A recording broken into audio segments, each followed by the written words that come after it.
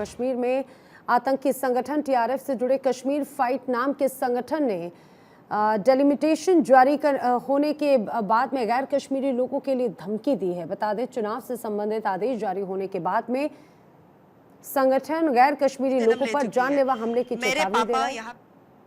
सैलानी, भिखारी और पैरामिलिट्री जम्मू कश्मीर पुलिस के जवानों पर भी हमले की चेतावनी दे रहे हैं।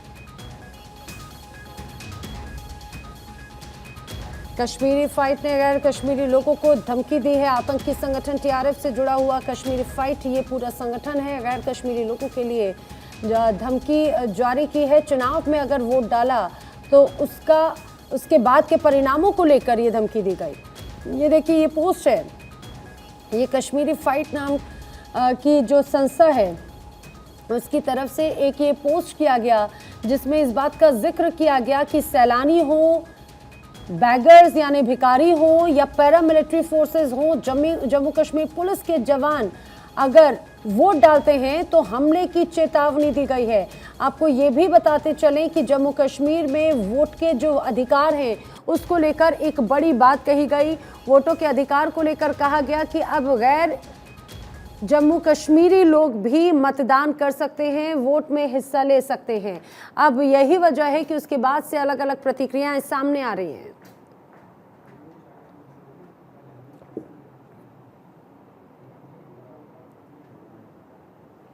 मेरी साथी अदिति नागर इस समय मेरे साथ में जुड़ रही हैं। अदिति, जिस तरह से जम्मू कश्मीर चुनावों को लेकर बात कही जा रही है, चुनावों के बाद ना सिर्फ पार्टी नेताओं में जो अन्य राजनीतिक दल हैं, बल्कि अब ये कहा जाए कि इस तरह से आतंकी संगठन या फिर इसी तरह के अन्य संगठन भी अब धमकी देने में जुट गए। देखिए, बहुत दुखद है कि कश्मीर में ये जो गैर कश्मीरी या गैर मुस्लिम कर्मचारी, इस तरह के जो शब्द है वो बार बार आजकल सुनने में आ रहे हैं। चाहे फिर वो टारगेट किलिंग का मामला हो, सामूहिक पलायन की तैयारी में लोग आ जाते हैं, क्योंकि कश्मीर ने वो इतिहास देखा है।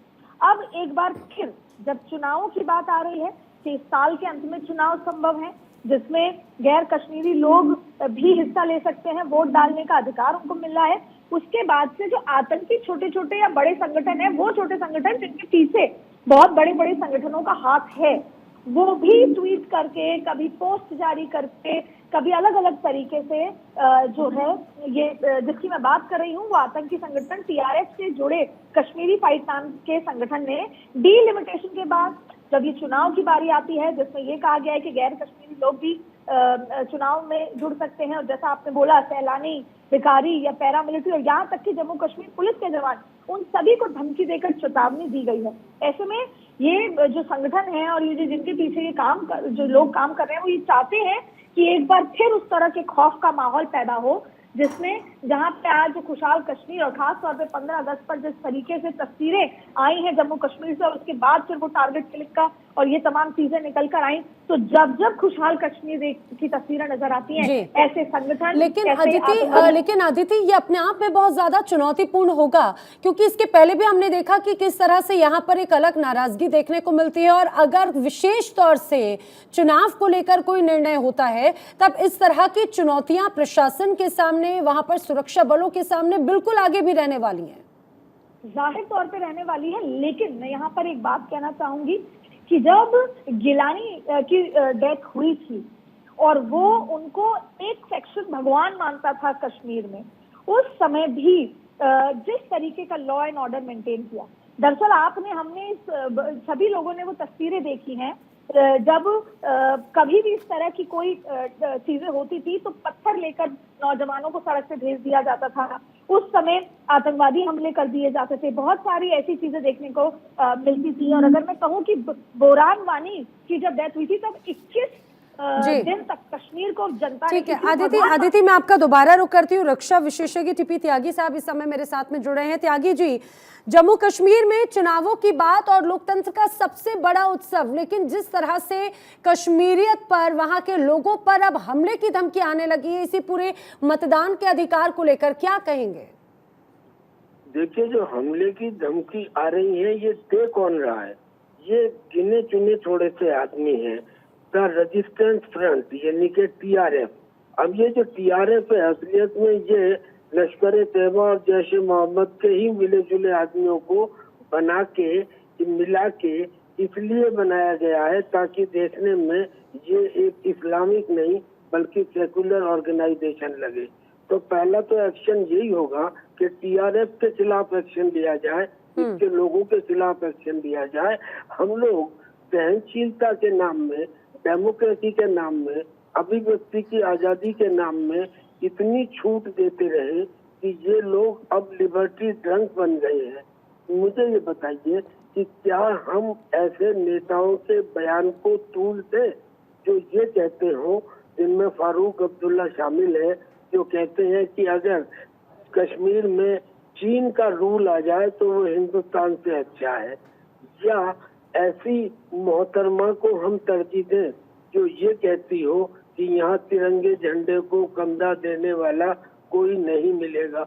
दरअसल में कमी ही ये रही, हमारा 140 करोड़ का देश, मजाल है कि यहाँ पे इस किस्म की कार्रवाई हो जाए। लेकिन त्यागी साहब एक सबसे महत्वपूर्ण बात ये कि चाहे बात हम देखते हैं उमर अब्दुल्ला की हो या फिर हमने देखा हाजी महबूबा मुफ्ती, वो भी इसी तरह से इस पूरे अधिकार को लेकर नाराजगी जताते रहे। उनका कहना है कि एक तरह से ये बाहरी लोगों को जम्मू कश्मीर में दाखिल कराने की कोशिश है।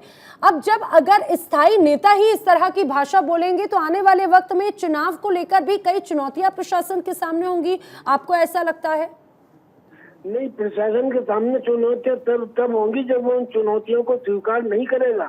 इन चुनौतियों को स्वीकार करना चाहिए, क्योंकि जिन लोगों के द्वारा ये चुनौतियां बताई जा रही हैं उनका अस्तित्व खतरे में पड़ गया है। वो क्या कर रहे हैं, वो ये कहते हैं कि देखिए 370 यहाँ से हटा दिया लेकिन सिस्टम नहीं बदला है।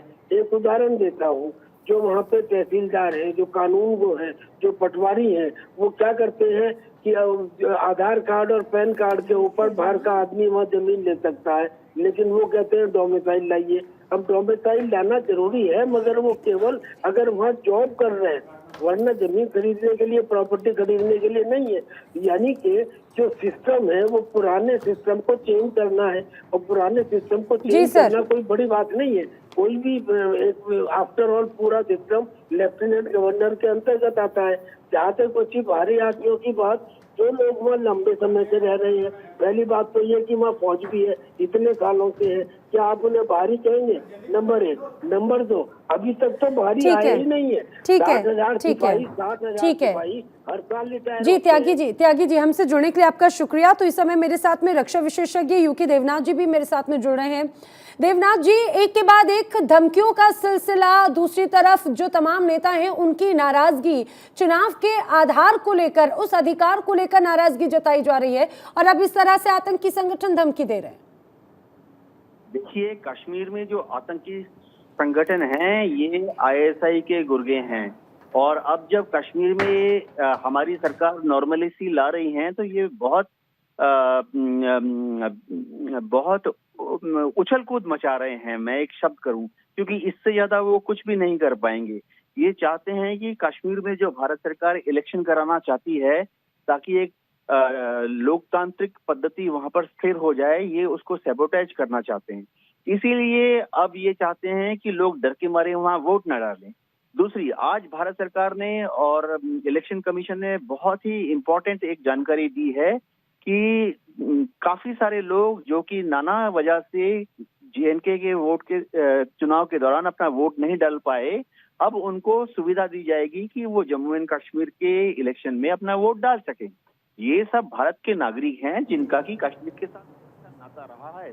उनके पूर्व पुरुष कश्मीर में ही थे और नाना कारणों से, या तो मजबूरी में या पिछले 2 दशकों में डर से या नौकरी चाकरी की वजह से वो कश्मीर से कुछ सालों के लिए बाहर चले गए थे।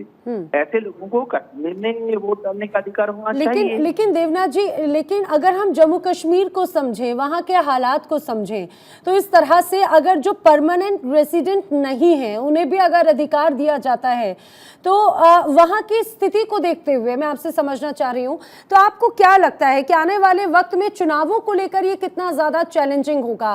क्योंकि जम्मू के साथ साथ हमने देखा कि कई घाटी के ऐसे इलाके हैं जो काफी संवेदनशील एरिया हैं, वहां पर इसे लागू करना कितना चुनौतीपूर्ण होगा अगर ऐसी धमकियां हैं तो? देखिए, इसको लागू करना भारत सरकार के लिए चुनौतीपूर्ण है, लेकिन असंभव नहीं है, क्योंकि इलेक्शन के दौरान, जैसा कि हम भारत के किसी भी हिस्से में करते रहे हैं, इलेक्शन के दौरान सुरक्षा टुकड़ियां देश के दूसरी जगह से मुहैया कराई जाती हैं। अभी भी आप देखिए, जब भी किसी डिस्टर्ब्ड इलाके में, जैसे कि छत्तीसगढ़ में जब इलेक्शन हुए थे, तो पूरे भारत से सीआरपीएफ, बीएसएफ और दूसरी अर्ध सेना के बलों को भेजा गया था। तो जब जम्मू कश्मीर में इलेक्शन होगा तो ये प्रॉब्लम सिर्फ कश्मीर के वैली एरिया में है। ठीक है सर जी। उसमें भी सिर्फ तो हम पर्याप्त मात्रा में सुरक्षा बलों को भेजकर एक निष्पक्ष चुनाव कराने की काबिलियत रखते हैं जी। पूरा देश नहीं, पूरा विश्व चाहता है कि कश्मीर में इलेक्शन हो, ताकि वहाँ पे लोकमत संग्रह के बाद एक पॉपुलर लीडर सामने आए। हाँ। और हम चाहते हैं, हम नहीं चाहते कि कश्मीर में हम दिल्ली से शासन करें, हम चाहते हैं कि कश्मीर के लोग अपना रिप्रेजेंटेटिव खुद चुनें। एग्जैक्टली सर, यही सबसे इम्पोर्टेंट भी बात है, क्योंकि जब अगर घाटी की, जम्मू कश्मीर की अगर विकास की बात होती है तो वहाँ का व्यक्ति कैसे उस चीज़ को और भी ज़्यादा आगे बनाता है, ये अपने आप में महत्वपूर्ण है। देवनाथ जी, हमसे जुड़ने के लिए आपका शुक्रिया।